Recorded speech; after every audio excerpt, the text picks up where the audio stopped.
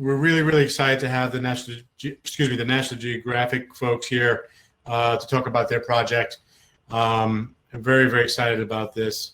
I guess we'll start off with Julie McVey. She's a digital archivist and manager of the National Geographic Society's Digital Preservation Archive. She holds a master's in American history and an MLIS in archives and digital curation from the University of Maryland. She spearheads the National Geographic Society's Library and Archives effort to digitize their collections of unpublished photographs, scientific research grants, maps, and other documents for public access. She's a board member of the Digital Cultural Heritage in DC, and her professional interests include exploring the latest digital preservation technologies and methods, post-custodial archival practices, and expanding archival access through technology. Sarah Minkow was also going to co-present, and she is the senior photo archivist at the Library and Archives at the National Geographic Society and project director for the Early Color Photography Conservation and Digitization Project. She holds an MA in photographic preservation and collections management from Ryerson University. Her duties include overseeing a photographic and art collection of nearly 12 million objects, performing basic conservation and preservation techniques on a wide array of photographic materials, and working with researchers to find archival photos for a wide variety of projects. She's also a key member of the Digital Preservation Archives team and works to select photographic collections for digitization, as well as to develop processing and handling policies and procedures for this project. Last but not least, of course, is Rene Braden. Excuse me. She's the senior director of the Library and Archives at the National Geographic Society and holds a BA in European History from Mary Washington University and a master's in European and Applied History from George Mason University.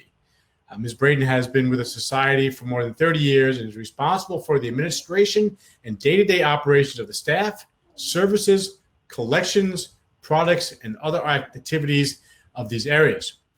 Ms. Braden has served the archival and history communities as a board member for OHMAR, which is the Oral History in the Mid-Atlantic region, since 1998 to 2004, presenting at numerous SAA, which is the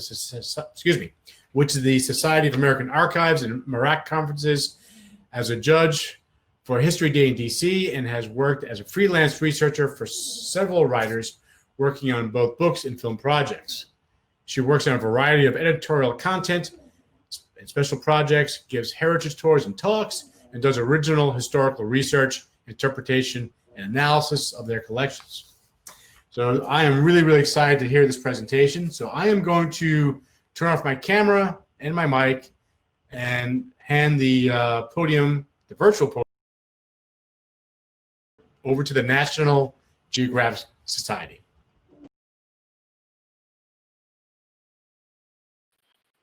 Before you begin your presentation, I want to do a very quick check via chat because we do have a few people reporting technical issues. Okay. Could you please just type in yes or no to is everything great and okay on your audio and video? Yes means good. Yeah, okay. So go ahead. I'm sorry to interject. Please continue. That's all right. Thanks, Doug.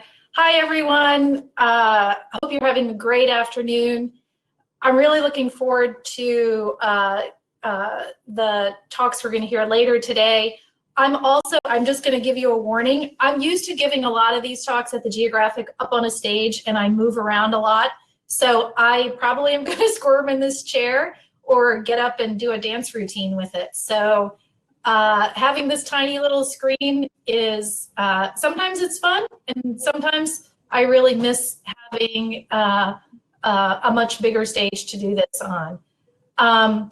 But also, I'm just going to give you a little bit of history and background on the Geographic.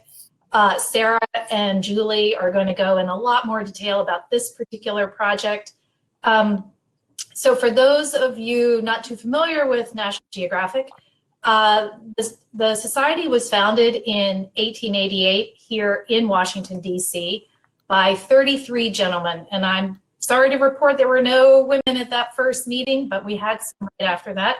Most of the 33 were scientists, geographers, geologists, topographers, engineers. There were a few educators, and it being DC, there was one lawyer there. So, and the stated mission of the National Geographic Society was to increase and diffuse geographic knowledge. And if that sounds familiar to people, it follows very closely the mission statement of the Smithsonian, which is just to increase and diffuse knowledge.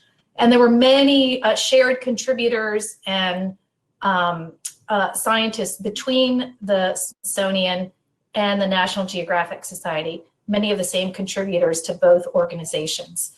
The NGS mission work got underway. The increase part got underway pretty quickly. We started funding field research, and the first big project was mapping in the Mount St. Elias Range in Alaska. And the diffuse happened. We had lectures, and a journal of the activities of the organization started to come out. You'll see on the right that terracotta journal is an example of the very first National Geographic magazine. Pretty plain compared to what we know now. And those first issues contained copies of government reports, book reviews, scientific announcements for field work, and small articles. But it really was a far cry from the lush pages of National Geographic magazine that we all sort of envision when we hear the name. And obviously nothing in that original mission statement would suggest that photography would go on to play such an enormous role in the growth and development of the organization. But things went in that very direction. And one of the heroes of this story is Alexander Graham Bell on the left-hand side of your screen. He was the Society's second president, and he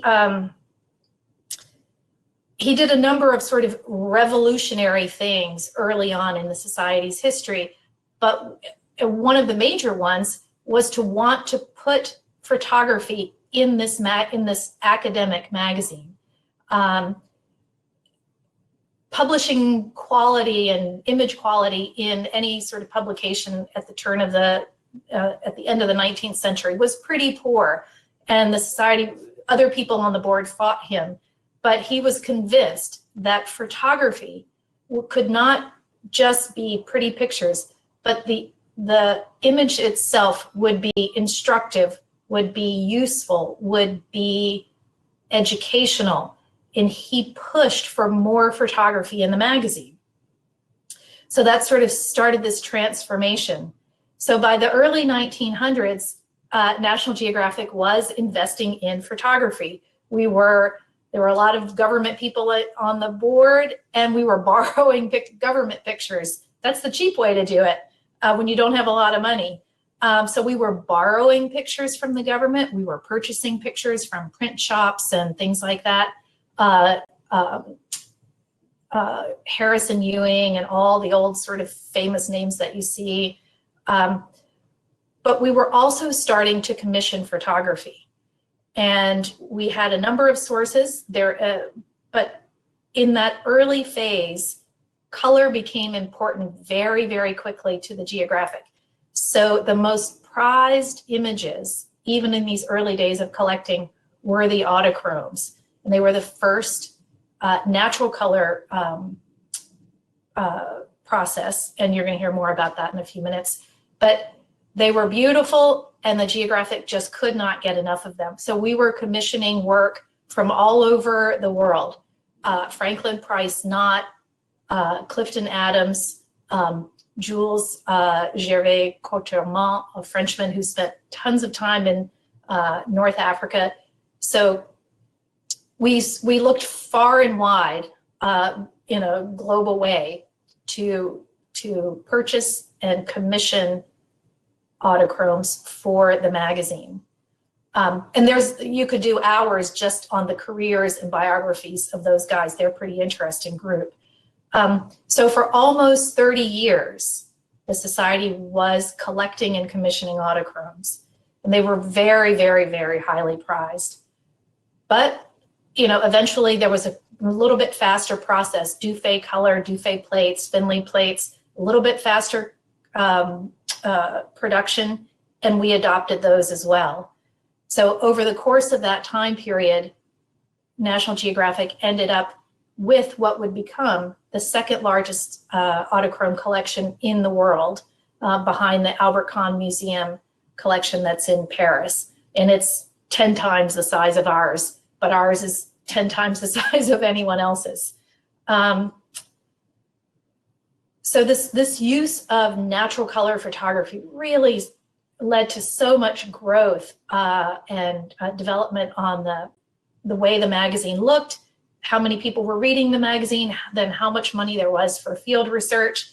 But as the photography collection, as we called it back then, way before any of us were born, it was just used. It was not yet considered an archive.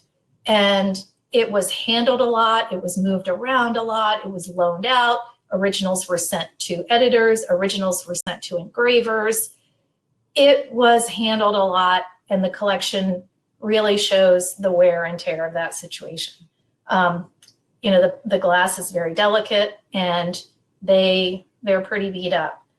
And then Kodachrome came along, and as much as the Autochromes were loved, after so much care in the subject and composition, because it took time to develop the Autochromes, all of the care in shipping and packing them in crates and boxes and shipping them around the world, shipping them to Washington, D.C. After all of that, when Kodachrome came and Kodachrome matched with the new Leica cameras, essentially the Autochromes were forgotten. Overnight, they're irrelevant compared to what people wanted to do with Kodachrome film.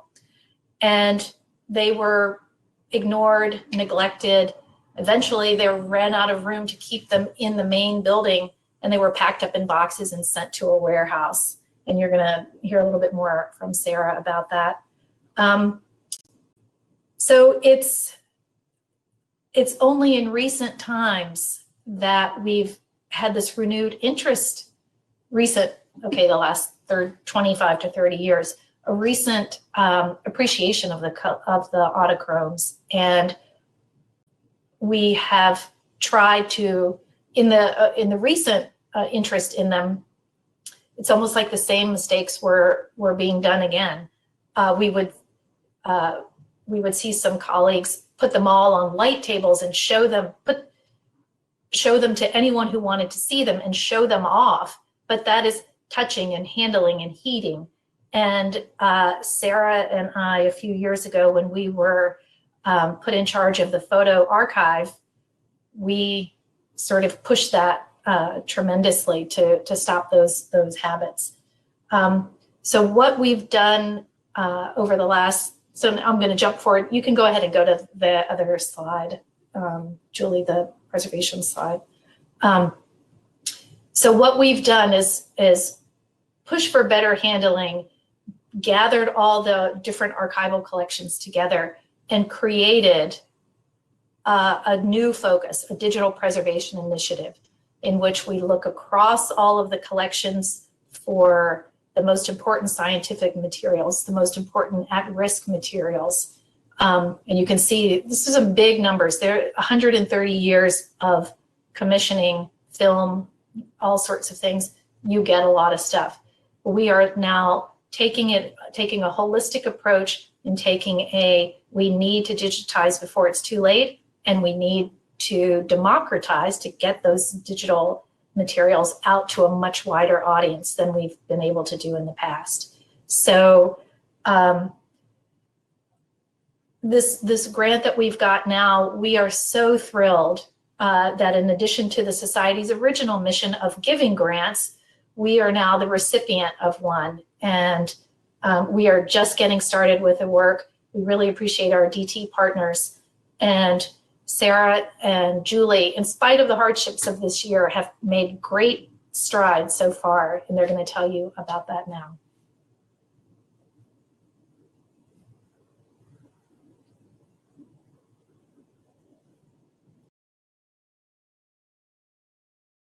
to talk to you a little bit about the Autochromes and the process behind it all, and sort of elaborate a little bit more on what Rene was saying.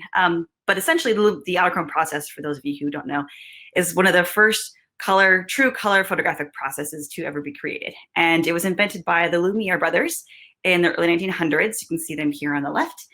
And it's known as the first natural color process to be mass produced. So there were certainly color processes that had been invented and created before this, but they were very complicated, very scientific. You pretty much had to be a chemist to really do them. And you couldn't really they weren't available commercially. The Autochromes were. But even this process was still very cumbersome, very complicated. And it consists of a glass plate sandwich, basically. So we have your piece of glass as your bread. And then between the bread, you have lots of layers, image layers and chemistry in there. And one of those layers is a black and white negative image. And then you have 3 different layers of color. And the 3 different layers of color are basically dyed potato starch grains. And it utilizes that RGB color principle that we all know from our computers and our phones. And you have these red, green, and blue potato starch grains that come together and they create kind of a color image. And you develop this object twice, and then you get this beautiful color photographic object. And these are just examples here from the collections that we found over the years that are just really beautiful. They look like pointillist paintings also. When you look through a loop, you can actually see the little dots that make up the grains that are the potato starch grains. So it's kind of neat how it's sort of, it's almost like painting, but it's also sort of the same color principle as digital. So it's kind of this cool, unique process that kind of touches on a lot of different things. But the image layer was also very fragile and flakes off like gold leaf. So there had to be a second piece of glass that fits on top of all of that chemical and potato starch and all of those dyes. So, but they're very fragile. They're pieces of glass and they're big. Some of them are 5x7, some of them are 8x10. So they're not small pieces. They're not very light. And the shutter speed was also very slow. And so a lot of what we see here are also posed pictures or landscapes. But National Geographic, because we wanted to publish and talk about the world, we wanted to publish color photography. And so on the left here is an example of a hand-tinted photograph from the collection, and on the right is an Autochrome. And this is actually the very first Autochrome that we published in 1914. And both of these images actually appeared in the same magazine issue. So I think it's kind of interesting how you can see the differences between the color and how the color reproduced and what the color was like when somebody hand tints a photograph versus having the color already in that image. National Geographic was not the first publication to use color images, but we were one of the first to actually invest the time and the money and the effort to actually having color images be a prominent part of what we publish. It was just very expensive to do. And since color was inherent in the creation of the Autochrome, hand-tinted photographs also fell out of favor when we started using Autochromes more often. And then the Autochromes were, of course, followed closely by its cousins, Dufaycolor, Finlaycolor, and Agfachromes, which Rene has had mentioned here before. And all of those processes were used at National Geographic pretty heavily up until the point of the Kodachrome and the Kodachrome revolution in the 1930s. And then, like Rene said, they all kind of overnight, who would want to use glass if you can use a plastic piece of film? So almost overnight, the Autochromes were set aside and forgotten. But some of the great things that we did with Autochromes were really revolutionary, like the first underwater color Autochromes, which is here on the left. This was taken in the Florida Keys in 1927. I could go on and on about how they made these photographs, and they almost blew themselves up in the process. So if you want to know more about that, let me know after the presentation. And then the Statue of Liberty is the Finlay, taken in the 1930s, and one of our earliest aerial color images that we have in the collection. But this also shows you the cracks and the wear and tear and kind of the image fading that some of these objects are undergoing right now. So by 1930, by the time Kodachrome had been invented, we had amassed nearly 15,000 of these objects, and with the intent to publish as many of these as possible, but not all of them were published. Many of them actually just remain in the archives. But these are also pretty rare in museum collections because they are very light sensitive, they're very heat sensitive, and because they can break. I mean, we have lots of letters of our photographers saying that, oh, all of the glass plates shipped to me got broken in transit, I need a new shipment. So it's very hard for these objects to actually stay for a long period of time. And so it's pretty incredible that we even have as many as we do. So, like Rene said, as soon as Kodachrome happened, Autochromes were forgotten about. No one cared anymore. And they were actually stored off-site in a warehouse in Northwest DC with things like baby carriages and all kinds of other random ephemera from our founders, and just stored in dusty boxes that had kind of been kicked around over the years. And then Volkmar Wenzel, here on the left, he came in as one of our first archivists. And he was actually a photographer, a magazine photographer for almost 40 years. And after he was done working in the field and he was too old to travel anymore, he started working in the office more and started spending a lot of time with the photographic collections. And he went to the storage unit and found these Autochromes and was one of the first to actually say, these are important, not just historically, not just for photo history, but also culturally, historically, cultural heritage. These are amazing objects that should be celebrated. So he was one of the first people to actually champion these Autochromes, and really, quite literally, elevated them from dusty boxes up into our collective knowledge and our institutional knowledge to be celebrated. So, and as a result of some of his hard work, we got things like climate controlled storage, which you can see here, where most of the photographs live. The Autochromes actually live in this room, on all of our moving shelves. And so we had a lot of improvements that were made in the collections over the years. But technology and digitizing standards were always changing, and photos had always been handled and for, we want to digitize something again, or somebody wants to show this on a tour. These objects were just always being handled and pulled out to be used. And while use is a good thing, the objects also show the wear and tear over time. So on the left here, you can see a damaged Autochrome that has Scotch tape to fix the cracked on the glass, which is not really ideal. And on the left, this is actually a bare Autochrome that needs a cover glass replaced on it. And so you can kind of see how the emulsion and the image is kind of starting to actually flick off a little bit. And then this is a box that my boss and I found just of glass plates where the images had just kind of crumbled and faded away. And as some images do over time. And so there's just a lot of work, a lot of conservation, a lot of care that needs to be taken when it comes to these images. So we have a lot of work ahead of us. And with this, I'll pass it over to Julie to talk about our initial digitization experimentation.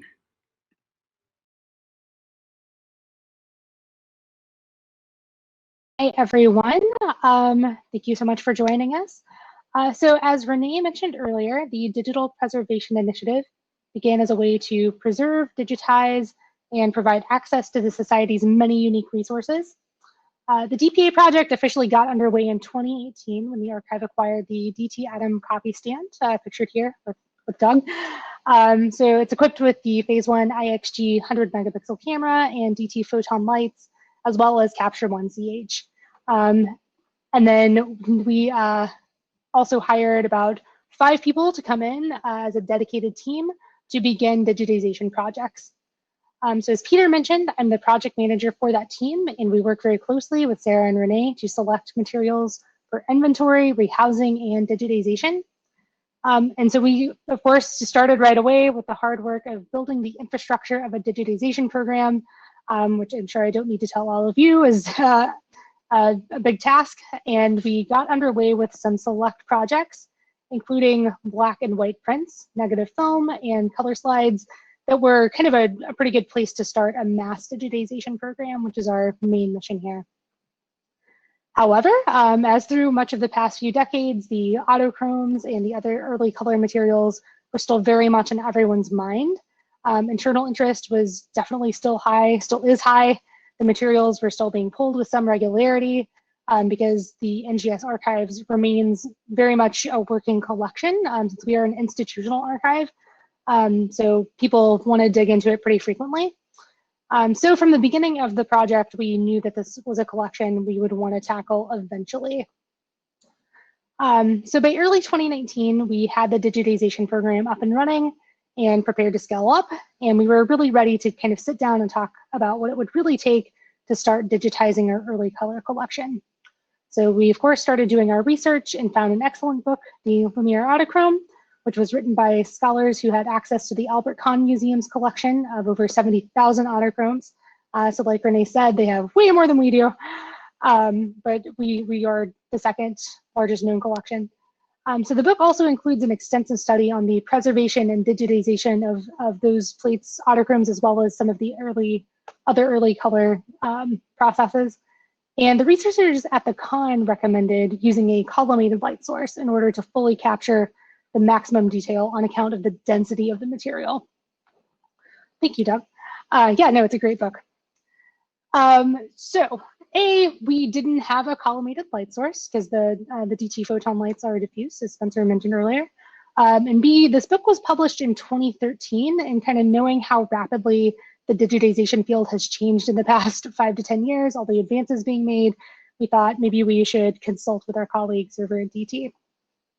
So Doug, Wayne, and Peter came down to DC in February 2019 with a teeny tiny little sample collimated light to test out whether or not a full version would be the best solution for digitizing the early color materials, or whether the photon lights were perfectly equal to the job. So the basic setup of the experiment was to pull plates that use 4 different early color processes. So we did Autochrome, Dufaycolor, Finlaycolor, and Agfachromes, and to image each with the collimated light and the DT photon light respectively. So I think it was a metaphase collimated LED versus DT photon. All right, so just a couple examples, and so I have a few examples. I'm gonna go through these pretty quickly. I don't have a lot of time to get deep in the weeds right now, but I would encourage you all to read Doug's analysis of the process if you are interested in all the details and considerations of this experiment. You can pop that into the chat real quick, but it's a great write-up kind of all the different considerations that he took. So once again, huge thanks to Doug and the folks at DT for helping us out when we were first conceptualizing this project. All right, so this is an Autochrome taken by NGS photographer Orrin Loudon of veterans from the Civil War at the high watermark at Gettysburg around 1929, which just in general was kind of a cool image to see. We don't see stuff from this era in color very much, so it's always exciting to get to see these plates. So it's a little different, a little difficult to tell the difference maybe here on the smaller screen, but we did notice some differences in contrast and saturation when each light source was compared, which was indicated by the book that we had. So we adjusted the black and white point only to compare the contrast and saturation levels, but really for the Autochrome, and as you'll see for the other types of materials, the difference was pretty easily rectified using post-processing adjustment tools in Capture One, just because the light source is so high quality and the dynamic range is really, really chunky. So we were able to fix that pretty easily. So here's another one. So this is a Dufaycolor taken by Nat Geo photographer Bob Moore, a woman weaving in Syria. And my apologies for the comparison on this one. I think the one to the right is not white balanced. These are actually very challenging to white balance because of the screen process, because they only use 3 colors. So lastly, we have the Agfachromes by Jules Corlemont, of a woman in the Brittany region of France in traditional costume. And so kind of one of the interesting things in this example to me is the result from a conservation point of view, which can perhaps be noticed here if you look to the top left part of the image. So the DT photon light shows an emulsion discoloration on the left a little more clearly, I think, than the collimated light source, which is actually pretty desirable for us because we want to capture the condition of the object as closely as possible as you would see it in real life.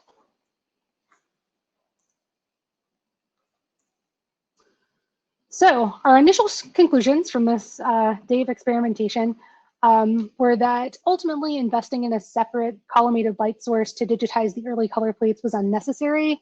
The IHG in combination with the photon lights produced a surrogate with no detail loss. Even though it's a little less contrasty and a little less saturated, you can fix that pretty easily in post. And the diffuse light also captures those imperfections in the emulsion just a bit better, which may not be ideal for some users, but for us, it's actually pretty desirable. So one more quick comparison. So thank you very much. So the image on the left is an earlier version. One of our photographers at Nat Geo digitized this a few years ago, several years ago. I think it was with a Hasselblad and a light table. The image on the right was done a few months ago by the DPA as a one-off request because somebody needed the image and wanted to see if we could get a better image than the old surrogate. So I would say definitely mission accomplished on that. Already, you know, just the capabilities of the IXG are worlds apart.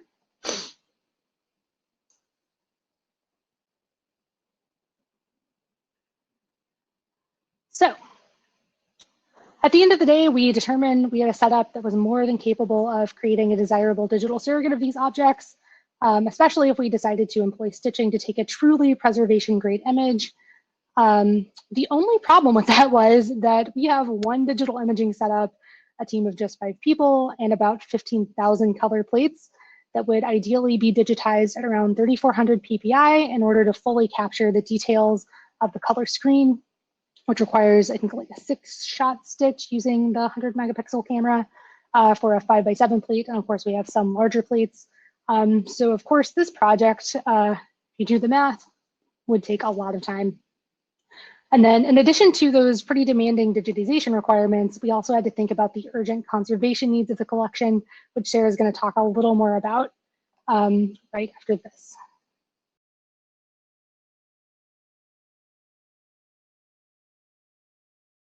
So as Julie said, we have just conservation and digitization needs kind of running simultaneously. And so here we have, I can show you a slide where we have, you know, Spencer from DT coming to visit and helping us do a large book and helping us with some other ongoing projects that we have. While we also have Barbara Lemon on the left, who is the senior photograph conservator from the Conservation Center for Art and Historic Artifacts in Philly. And Barbara is here looking at some Autochromes that are actually still in the original Autochrome boxes. They don't have cover glass, they're super fragile, some of them are cracked. And so she came to help us with an initial assessment on what are the various states and what are the various conservation needs that this collection has. And basically came to the conclusion that it's going to be kind of a twofold project with the conservation. And there's going to be a, you know, cleaning and some things that can be done in-house at National Geographic. And then there's going to be a discrete section of images that we're going to have to send off-site for major proper conservation to be done by CCAHA. And, you know, looking at all these images, because they've been handled so much over the years, they have fingerprints and smudges and they're dirty and dusty and they're really gross and grimy. So it's every single one is going to have to get cleaned front and back and tape repair and all kinds of fun things that we're going to have to work on. So the conservation is going to take probably just as much time as you know, thinking about how much labor intensive the digitization also might be. It's just a labor intensive project with the volume of everything that we have to do. So with DT on board to help us digitize, with CCAHA on board to help us with the conservation, we realized that this was becoming a very expensive project and that we really needed some help and that we were not able to do this all in-house with our little team and that we were really going to have a more formal thing in place. And so we, after some discussions, we decided to apply for a National Endowment for the Humanities grant. It was a grant for reference resources and humanities collections. So we sent in our application in 2019 and awaited our response. But while we were awaiting the response, we also went through and tackled the inventory because with the collection amassing nearly 12 million photographic objects, a full item level inventory had never really been completed over the years, even on a popular collection like the Autochromes. So internally, we went back through and decided we were going to go item by item inventory, check the condition, look at what we were getting ourselves into. I also want to note that this is the first official grant for National Geographic Society for the photographic collection itself. There have been some grants for the motion picture archives, but this is the first grant for the photographic collections and probably the first major grant that a lot of us have been able to work on. So it's very exciting, but you know, go big or go home, I guess, right? So as we were waiting our response from NEH before we actually got the grant, of course, a global pandemic happens. And maybe a few months into the pandemic, we were given the green light and the go ahead and told from NEH that we had received the money and received the funding. And I think all of us were very excited, but also just thought, oh, now what? Now what do we do? This is a very hands-on grant and a very hands-on project. We're so used to working with people in close proximity with the stuff. How are we going to do this? And Julia and I and most of the people on the team don't have formal conservation backgrounds. So when it comes to cleaning glass plates and doing tape repair and doing some of the minor conservation, we need training and we needed help. And how were we supposed to do that during a pandemic where you can't really be around people? And it was really, really tricky to figure that out. But I think Julie, I'm going to tease it back over to Julie to help. She's going to talk us through some of the ways that we were able to adapt. Thank you, Sarah. Yeah, so grant work during COVID is challenging. I'm sure that's not a huge surprise to anyone here. And as I'm sure you all know, as the wonderful keynote from yesterday pointed out, the inventory work, the conservation work, all the stuff that leads up to digitization takes just so much more time than the digitization itself. So we, of course, when we were writing the grant, and we can talk more about that in a breakout session if we want to get in the weeds about that a little bit. When we were writing the grant, we were ultimately able to talk to Doug and Wayne and Peter and everyone and figure out, that we could get 3 photographers on site. We could condense the digitization portion to about like 16 to 18 weeks, which is actually a very, very small portion of the entire 3-year grant cycle, just because cleaning is something that you just have to do and it takes a long time. It's very labor intensive, as you see here. And so, of course, when the pandemic hit, we got a little nervous about being able to stay on our timeline because we couldn't be around one another. And so we got pretty creative in figuring out that conservation training. So that's phase 1 of this 3-year project. And so it involved a lot of working together. So huge shout outs to our colleagues at CCAHA in Philadelphia, and of course, DT and Pixel Acuity. So working together, Pixel Acuity and Chantilly was kind enough to let us borrow some space for a day because both NGS and CCAHA have pandemic related restrictions about like who can be on site. We're really limited as to the visitors that we can have.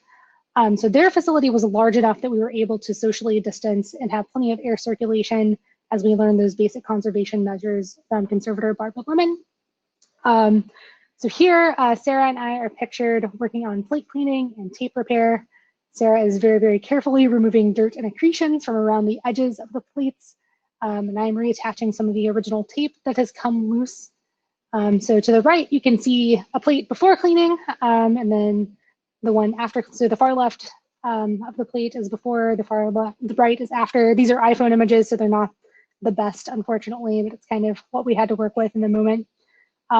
But I think you can still see a pretty major difference in kind of the quality of the image and what we're able to capture when we do clean everything, make sure everything is repaired. And remember that we are digitizing these at a pretty high resolution. And so every little smudge would show. So we have to be very, very careful and very thorough when it comes to the cleaning.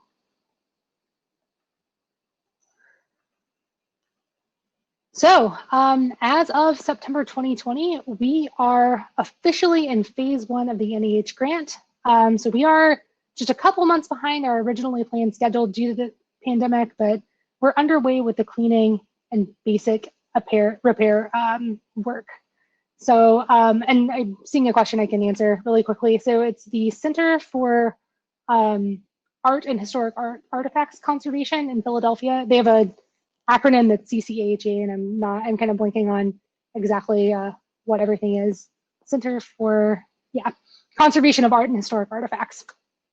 So they're the ones who did our conservation training. So we have our setup, we have our fume hood, we have our little chemicals, we have all the little things that you need to do the conservation work on site.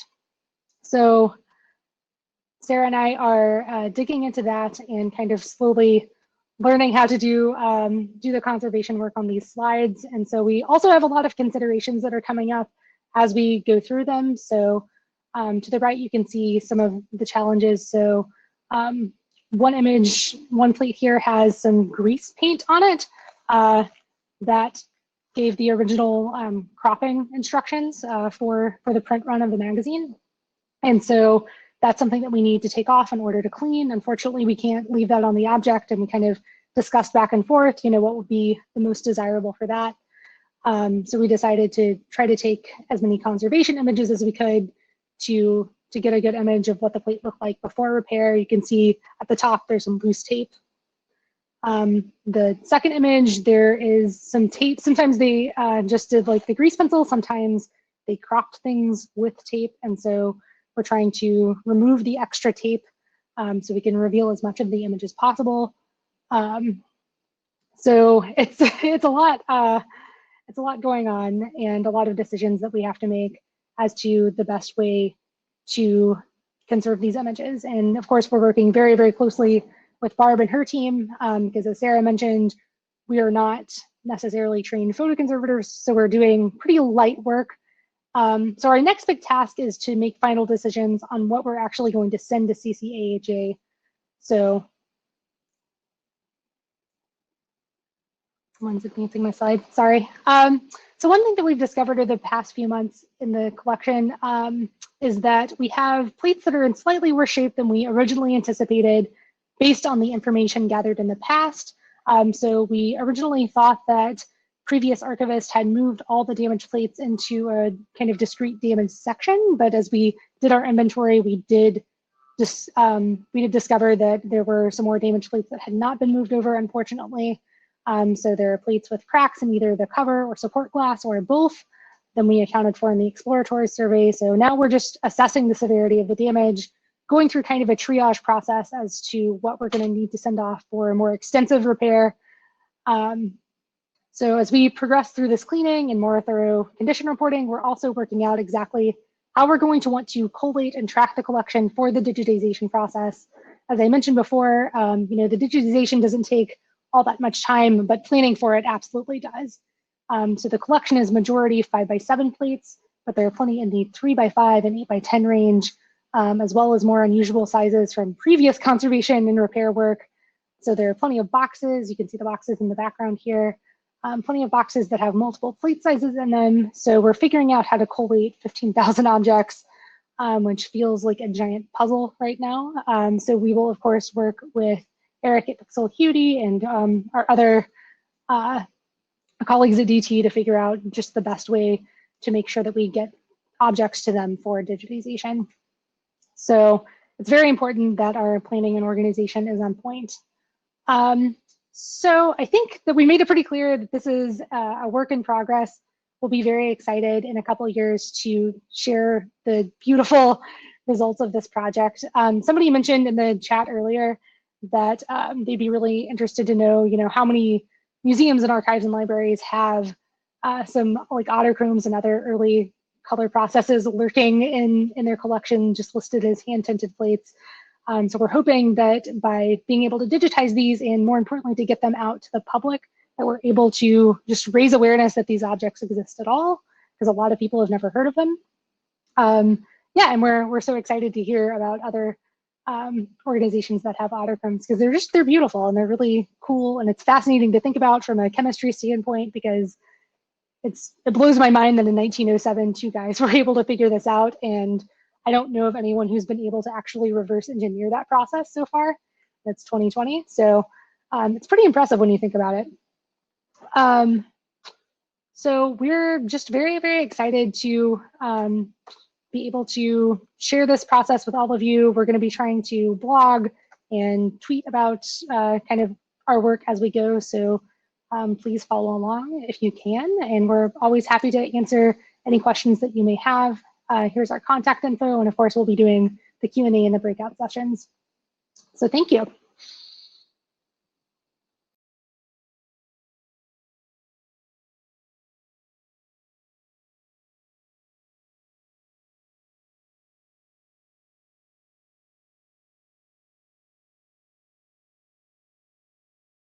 I forgot to unmute my mic.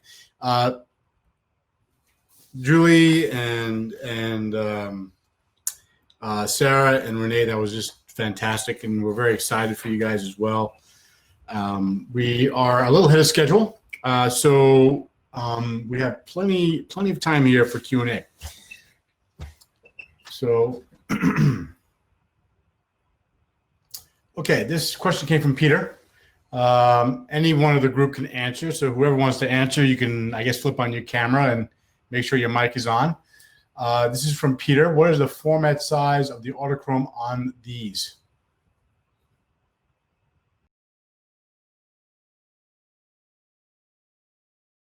Just a little bit. They are as small as about 3 inches by 4 inches, but they can also be as big as about 8 by 10.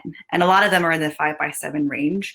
But that's about 5 by 7 to 8 by 10 is about the size that we have. But they kind of, it runs the gamut between those three. And then they're not very thick. It's just a couple pieces of glass put together. So they're, kind of like holding a glass plate negative is kind of like what they are. I hate to do this to you, but when you first came on, there was like a little bit of a lag between your voice and before it was delivered. Do you mind answering the question again about the size of the Autochrome? Sure. It ranges. The largest that we have is about 8 by 10. A lot of them are about 5 by 7 in dimension, and then the smallest are about 3 1/4 by 4 inches. And they kind of run the gamut in our collection. They run the gamut between those three sizes. I think the Lumiere Autochromes were pretty standard 5 by 7. So I think it kind of depended on who was manufacturing whatever plate they were. But those were the sizes that we have. And then they're 2 pieces of glass put together. So it's kind of like holding a thick glass plate negative. Gotcha. Mm-hmm. Thank you. We have another question here from PD. What are the dates of those images, or a date range?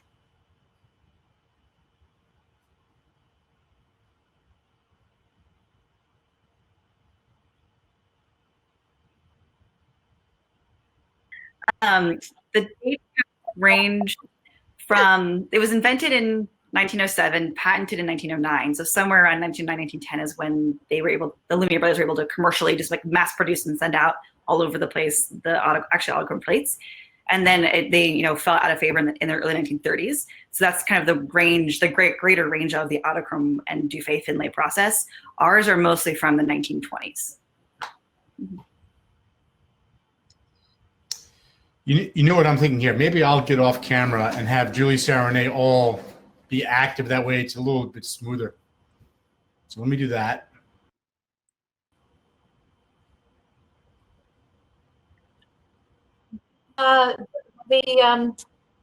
The first Autochrome that was published that Sarah showed from I think it's the July 1914 issue of the magazine, is from it was taken in a flower garden in Ghent, Belgium. The Brittany photographs, I was kind of interested in that myself. I don't know the exact date of them, but I think it's probably early 20s there. Sure, early 20s, Rene. I did a little research on this before we wrote the grant. And Perlemont talks a little bit about taking those, and he's for a Frenchman, he's pretty stuck up about Brittany and the people there. So some of the little stories and anecdotes that come out about the photographers and their attitudes and ideas about the photographs that they were taking are some of the more interesting parts of the project. Right. Well, Parisians still make fun of people from Brittany even today, and laugh at the way they speak French, and they didn't speak sort of proper French until some people would say they still don't speak it, but that they have sort of a real hayseed cornball French accent. But those pictures are really lovely. And the other thing, Courtelmont is very well known for in the photo world he published a series of Autochromes on the battlefields of World War I. And I think we were passing them around digitally, the three of us. But they are so evocative of the sort of the mud, sort of the smoky atmosphere, like burned out tree stumps, the way World War I battlefields look in every movie you've ever seen. It's like it comes right from his Autochromes. I mean, they're really very moving. And you don't think of such a cumbersome process as war photography, but the Con Museum holds, I think, the originals of those, but they're really, really moving pictures. Yeah, there are a couple of questions in the chat about the Con Museum. And that's, there's kind of twofold. I think, yes, there are probably more Autochromes in France because it was invented there. So there are a lot of museums in France that do have Autochromes in their collections. But Albert Kahn was also a millionaire. He's a banker or something, and he had a lot of money and wanted to create an archive of the world. And so he sent photographers around the world to photograph and film the world, because the Lumiere brothers also had a cinematic background and were making waves in motion picture film. So Kahn sent out photographers to do Autochromes and motion picture film at the turn of the century. And while they were out photographing this, World War I happened. And so that's kind of the trajectory of that was it was invented in France. So, it was handy that it originated there, but it kind of started in France, sent all over the world and came back. And then as they were out, World War I happened. So. Very interesting. Mm-hmm. All right, let's see if we get some more questions to pop up. Okay, this is coming from Lou, L-U. Who assisted on giving you basic conservation? I'm sorry, I repeat that. Who assisted on giving you basic conservation training for this project? Coming in. So you mentioned the CCAHA, and I was wondering if you wanted to give a little bit more detail on your work with them or interactions with them. Yeah, Barbara Lemon is our main point of contact there. She's the senior photographs conservator at CCAHA, and I actually got in touch with them. I was asking another colleague about another project, something totally random, work on something else, and then I got looped into a conversation with Barbara. And then as we started talking about this other project, I was thinking about the Autochromes, and so then I started asking her if she could help with this potentially, or what her thoughts were on this. And as those conversations started to happen, they kind of ran in parallel with our work with DT and Doug coming in and testing the collimated light and everything. So that relationship started to evolve into what it is now as being our main conservation contact for this particular project. But basically, none of us have conservation degrees officially. And being a primarily photographic and motion picture film collection, we don't have a lot of objects. So we don't really have the need for a conservator in the same way that like a Smithsonian museum would need an objects conservator. So while we are sort of learning some things as we're working through this process, specifically with the Autochromes, we're not conservators. We don't have a conservator on site, but we are trying to work closely with conservation professionals so that we can do the best for the collections as possible. And so the Autochromes is one of the first ways that we've been able to do that. And hopefully we can continue some of those conversations about other parts of the collections as we move on past this grant, once the grant's over. But that's sort of kind of I guess, a long-winded way of saying the year-long partnership we've had with them so far. So is it safe to say that CCAHA was your initial contact or person you worked or peoples you worked with to start on the conservation aspects of this project? Yes. Okay, thank you. This question is coming from Robert. Do you have to worry about light exposure with these or with this material? Meaning be wary of how long they can be out in the light. 100% yes. There are actually quite a few Autochromes at the Met Museum, and a few years ago they devised a way to actually display Autochromes, but they haven't done it ever again because it still faded the photographs, and they thought they had created a safe way to do so. And that's part of why the sort of lost to collective memory outside of, I think, our little profession is that they're really hard to display without really creating a lot of damage to the original object. They're super light sensitive, they're super heat sensitive. So if you're using fluorescent light bulbs, the heat from the fluorescent lights are gonna cause damage. So it's, they're very sensitive little objects. So light is not good for them, and we try to keep them. That was part of the problem that we saw with the overhandling, was they were put on light tables, and just the same Autochromes over and over and over again were put out on display and buzz with these light tables that had these fluorescent light bulbs behind it, creating lots of heat, and all this light was going through them. And while it wouldn't add a lot of people, it really did a lot of damage to the objects. So we were trying to, part of why we wanted to do this project was to create digital surrogates that are so good that you don't really have the need to pull those originals out all the time to show people, and that you can find ways to show things digitally and without handling the originals and still have that sort of impact. So yes, they're very, very light sensitive. To add to that question, has anyone determined, is it just visible light that affects it, or is it they're more susceptible to UV or any area of the visible light, or it's just regular old light? That's a good question. I will have to look that up. I think it's mostly visible light, but I would have to double check on that. Okay. Yeah.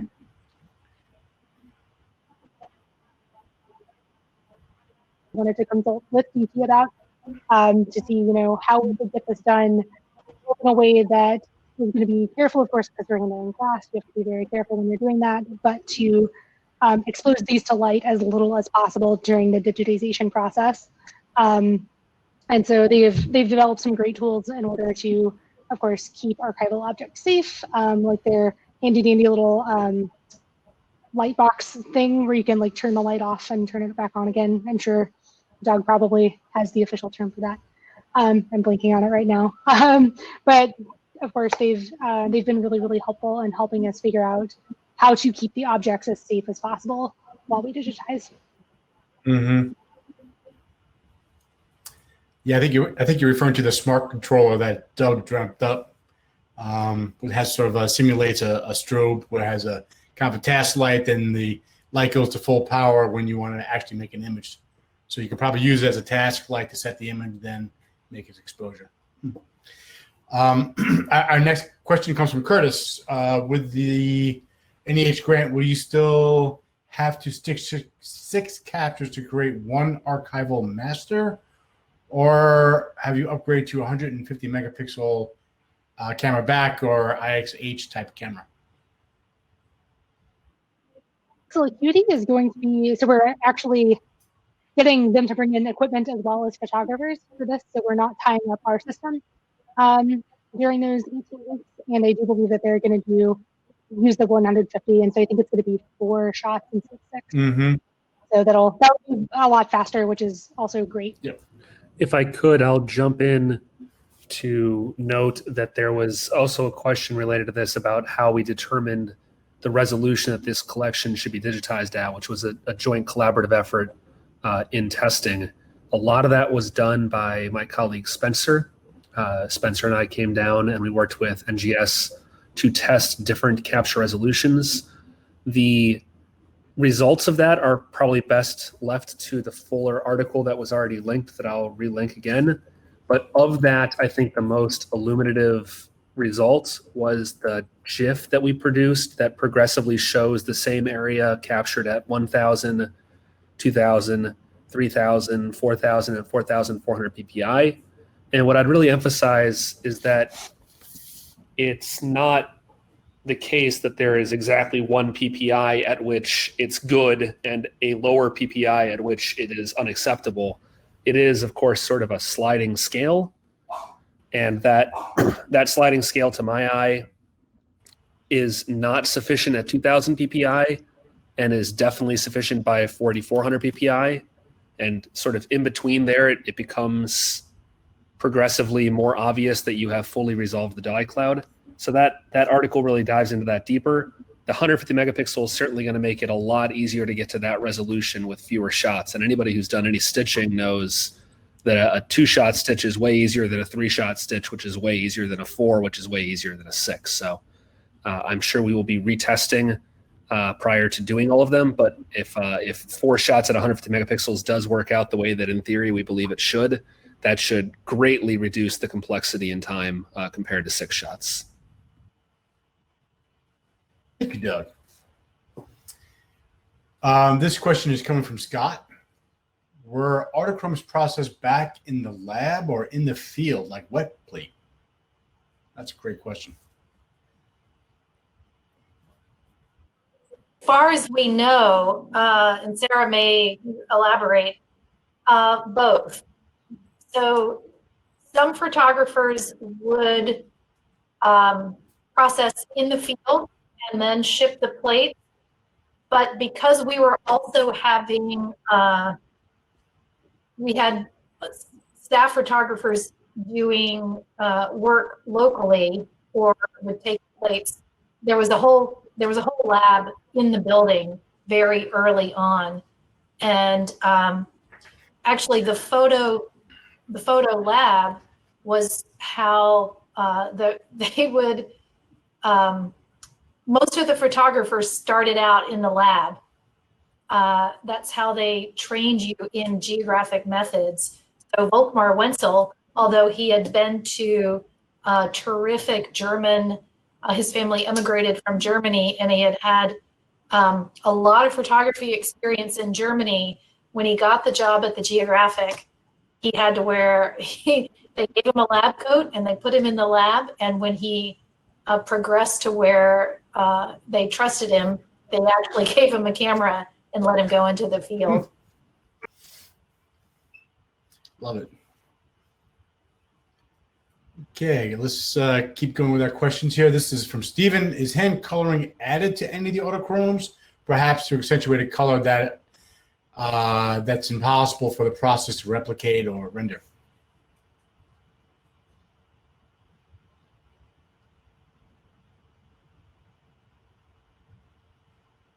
There is some hand, and mostly not as much as there were in like hand coloring or hand tinting of a black and white image, but yeah, there are some. Looking closely on a few images, you can see little marks, sometimes on people's faces, or to accentuate a certain feature of an image.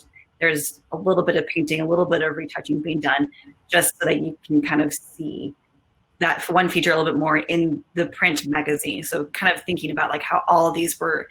The way that the audience was going to see this was in a magazine in print, and if the way the printing process was done was going to make things look different, then they wanted to accentuate as much as they possibly could going in. And so yeah, there are a few, not as many, but there are a few that have some retouching done onto them, and it's on the actual emulsion image itself, so it's underneath, like in between the two pieces of glass is where that retouching is. Awesome. I actually have a question, and before we go to the next one, it just popped up from Peter, and I'm Peter too, so I'm not to confuse things. And it kind of goes back to, I remember visiting you with Wayne and Spencer and Doug and having some discussions about collimated light. And from what I remember, Rene, you indicated that originally these Autochromes were designed to be displayed using collimated light. And if that's the case, you've moved forward in making decisions that we're going to shoot this with non-collimated light, such as a diffuse light, and try to make it look more like, or render it more like it would be collimated. And my thought process is have you given any thought to the potential of rendering? I mean, there's one thing to say, okay, we're going to like photograph this thing as an object to get as much accuracy as possible of this thing as an object. Sometimes you call it warts and all, whatever defects are on it, because you want that piece as it is, as a stake in the ground, saying, okay, this is how this object is in this time period, because it's going to probably fade some more over time, and who knows what's going to happen to it. But I was starting to think to myself, it might be kind of interesting to render this in a variety of ways, whether it's through its original projection system, whatever that could have been back in the day, like in when the Autochrome was first made. Obviously, they needed to have some way of projecting an image of this device, as well as like the Kodak carousel, which used a kind of a tungsten lamp, or in a film house, they had their own type of lamps to sort of display image on a screen.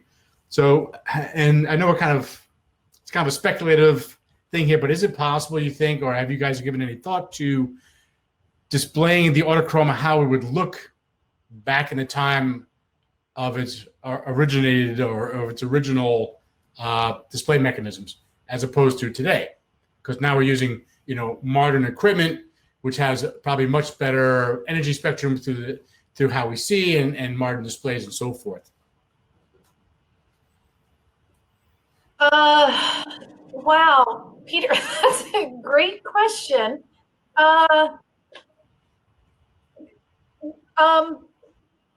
Well, and I should probably let Sarah answer, but what I would say is we have some other examples of lantern slides and other early photographic processes. I think trying to mimic the light temperature and light saturation so that you can make the Autochrome look exactly the way it would have appeared on the screen to an audience at one of the Society's travel lectures in 1926. Say you want to try to capture that very look. That's a really cool idea. We might have to call Peter Jackson in New Zealand and get him working on this. But I mean, I would defer to Sarah the difference between lighting and Autochrome, how lantern slides were lit, how those other processes were done. And we do have some of those individual still in the wooden velvet lined case where you pop it open and you allow whatever the light of the room you're in to create the image. I don't know. I just thought it just kind of came to mind hearing the lectures today and knowing your project, that since you're doing such a high quality facsimile of the object, the ability to render out in a vast variety of ways is, I don't know, thought it might be interesting. So anyway, I don't want to take any more time from our rest of our audience. I know there's some other questions that popped up. I lost the last one. It was on my screen a second ago. I think it came from Peter as well. A different Peter, obviously. Question that Peter had asked was, what are some of the challenges photographing glass plates or digitizing glass plates?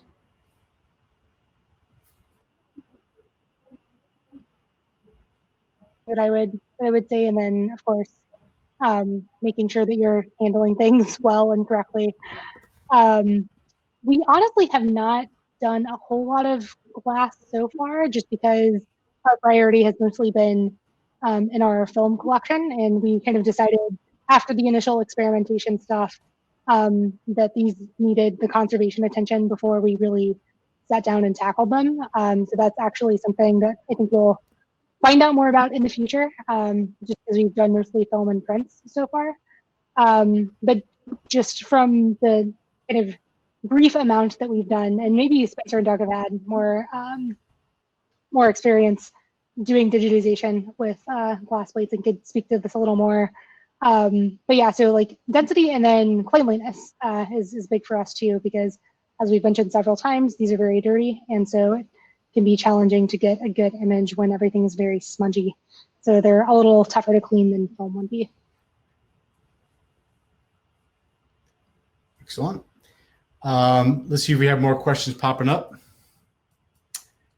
Here's another one from Peter. What's the temperature you keep these Autochromes at in storage? Is there a warming downtime limit for when they come to room temperature before photographing them? So it sounds like he's asking if they're in cold storage, and do they go from cold storage to sort of acclimate to room storage? Yeah, the photos are kept at, these photos are kept at 60 degrees Fahrenheit and 40% relative humidity.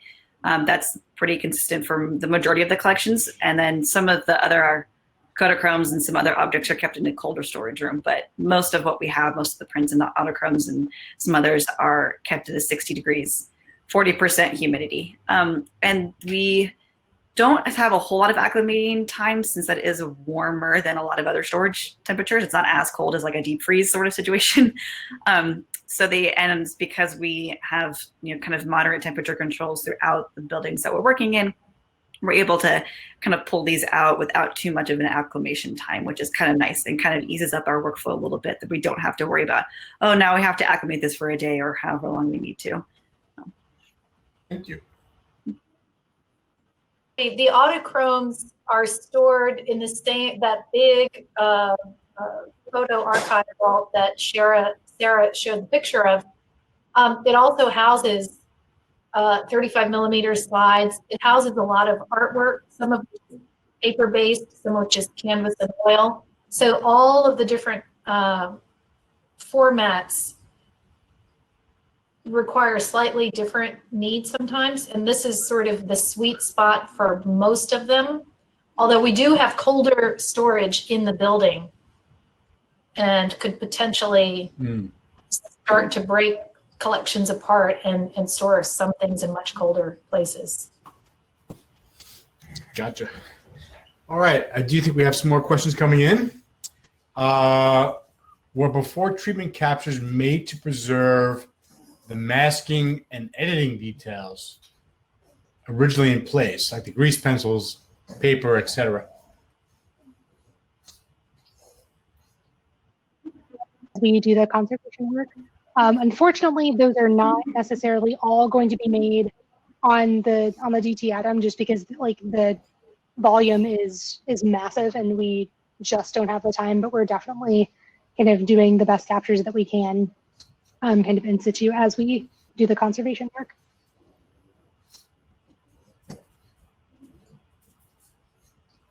Thank you. We have more questions.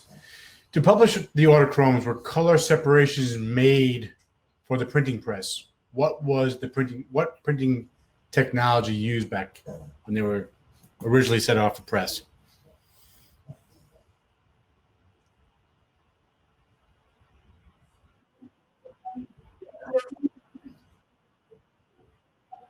Rene might know a little more about it. This is something that we set out at the beginning of the year to find out more about. I had a research trip scheduled to Temple University in Philadelphia, where the papers for the printer of the early National Geographic magazine are housed, to see if I could dig into that. And then the pandemic happened and everything shut down. So we have not been able to dig as much into that as possible.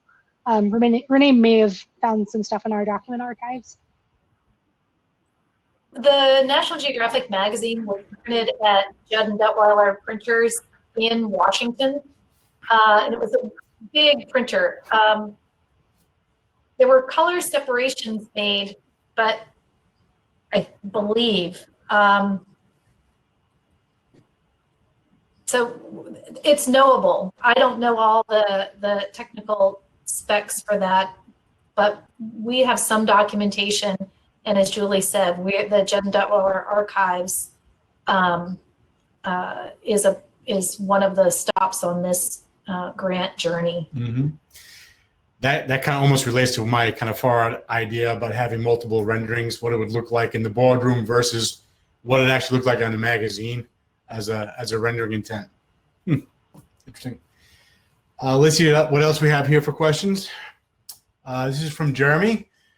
Does the Autochromes mosaic nature make stitching more successful?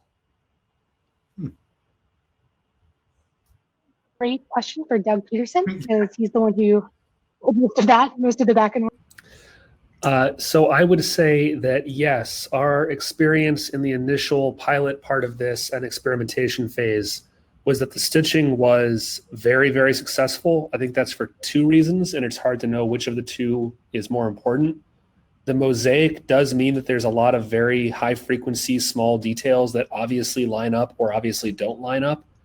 And the second is that glass plates are flat, and even if you move them, remain flat, whereas stitching standard film, any slight buckling, warbling, or slight changes to the structure of the film on a standard, acetate film could cause problems with stitching. A glass plate doesn't really warp when you move it left, right, up, down. So actually, I was certainly concerned, as you always should be when there's stitching involved, but the stitching turned out to be pretty straightforward, at least in the context of the pilot. I guess there's very little z-axis movement, so that definitely makes a lot of sense. Doug, this is kind of a question for you again. Are you using that batch script tool that you made as you prototype this project out? Yeah, DT batch stitch was used. That is free and open source and on our website, so you can capture a whole bunch of items the same way, you know, a 4-shot or a 6-shot stitch or whatever, Yeah. and then run them on all the objects at the same time instead of having to do each one individually. Okay. We're getting close to ending the Q&A. We have time for another question or two. So here we go. From Gregory. How did you, it's funny, I was going to ask the same question. How did you come up with a profile for shooting? I assume this is a camera color profile. We have not come up with a specific profile for these yet. Once again, we haven't actually shot them. So that I think will once again be determined in our future work with Doug and Eric and all the fine folks who are going to be doing the brunt of the digitization work. So I'm sorry I don't have a more thorough answer for you right now, but we should in the future. If I could suggest during the breakout, perhaps the three of you could work with Spencer to talk about the previous presentation you've made on color profiling for, I believe that was the Kodachrome collection. Is that right? That could be deferred for the breakout session. Spencer and NGS did a lot of work on that. I have one last one here, and you might have already stated this, but sometimes when I'm hosting, I can't hear all the talk because I have a couple things I need to do in the background. So forgive me if you are repeating this answer. When will all these assets be made available online to the public? Your rough timeline, not an exact date. Right. So the grant, it's a 3-year grant. So the inventory, the conservation work, the imaging, the rehousing, we're also including in this grant the correspondence that we have with the contributors and the photographers. So there are some other pieces that are going to go with this. I think at the, before the end of the 3-year period, we hope what we'll need to do is with some of our other in-house tech folks is decide whether to publish or to put them out as we finish them or wait until they're all done. Like all good websites, the National Geographic.org site is in the process of being redesigned again. So hopefully a lot of those questions will be settled while we are doing this behind the scenes work, but definitely we hope before the 3 years is out. Mm-hmm. That's fantastic. So I assume, like with all grants, the NEH generally likes to know, sustainability of this program that you're developing. What's next on your hit list to do after you do the early color photography? About that next week. Quit, but I will give you what I think we're going to focus on. 2 other areas of big scientific importance for the National Geographic grant making, the grants that we award to scientists. One area is underwater exploration, underwater photography, and underwater archaeology. What we call loosely around the building in our project title is Cameras Under the Sea. So from very early on, from that Autochrome that Sarah showed, the first underwater color photograph, to grants that help set the rules for underwater archaeology and establish that as a science. The deep sea vents helping prove the theory or establish the theory of plate tectonics.